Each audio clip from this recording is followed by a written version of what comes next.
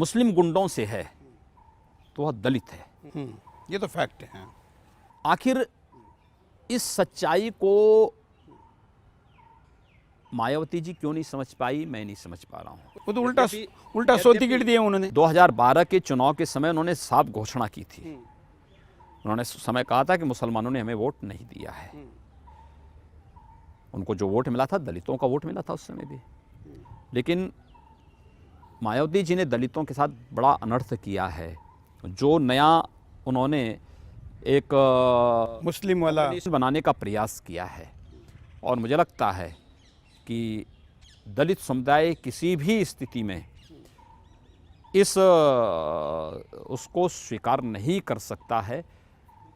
उसके हितों की रक्षा करने वाला, उसको सुरक्षा प्रदान करने वाला ही उसका वोट पा सकता है। और मैं इस बात को दावे के साथ कह सकता हूं कि बड़ी मात्रा में दलित समुदाय का वोट भारतीय वो लोकसभा के समय तो आपके पास आया था, लेकिन क्या वो अभी बना रहेगा? अभी भी आएगा, क्योंकि लोगों ने उनके मन में कुछ भ्रम डालने की कोशिश की है। से कुछ नहीं होगा। वो जो चीज़ को फेस कर रहा है, आखिर क्योंकि मुसलमानों से ग्राउंड पे दंगा और सारे मामलों में ज़्यादा लड़ने वाला तो दलित ही होता है। व्यापारी हिंदू या बिजनेसमैन हिंदू तो नहीं जाता। मुजफ्फरनगर का दंगा रहा हो, बरेली का रहा हो, कानपुर का रहा हो, लखनऊ का रहा हो, मेरठ का रहा हो, मुरादाबाद का रहा हो, आगरा का रहा हो, कहीं भी आप देखिए वह दंगा हिंदू में कोई था तो दलित था जो उससे पीड़ित था और को फेस कर रहा था।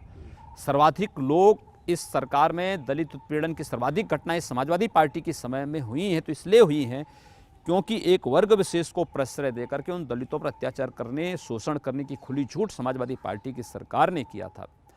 और एक भी बार मायावती जी उसके खिलाफ नहीं बोले। अगर आगरा में कोई घटना होती है दलित उत्पीड़न की, हिंदू उत्पीड़न की, तो प्रोफेसर रामशंकर कठेरिया खड़े होते हैं उनके पक्ष में उन आताइयों के खिलाफ मुकाबला करने के लिए। मुजफ्फरनगर में होता है क्योंकि संजीव बालवन और सुरेश राणा होते हैं, वहाँ पर खड़ा होते हैं उन दलितों के पक्ष में। मुरादाबाद में होते हैं तो कोई सर्वेश सिंह खड़े होते हैं उनके पक्ष में। आपके बरेली में होते हैं तो वहाँ पर कोई इस प्रकार का ही कोई भारतीय जनता पार्टी हिंदू संगठनों का नेता खड़ा होता है। जब उन पर विपत्ति आएगी तब मायावती जी शांत तो होंगी। अखिलेश यादव अपना वोट बैंक मजबूत करने के लिए उन पर अत्याचार कराएगा, और जब चुनाव की बात आएगी तब मायावती जी को दलित याद आ जाएगा। ये नहीं चल सकता है। दलित अपने स्वाभिमान और सम्मान की रक्षा करने के लिए संकल्पित है, और वह इस बात को भी जानता है। आप इस बात को देखेंगे यूपी में, यूपी का दलित सर्वाधिक राम भक्त है।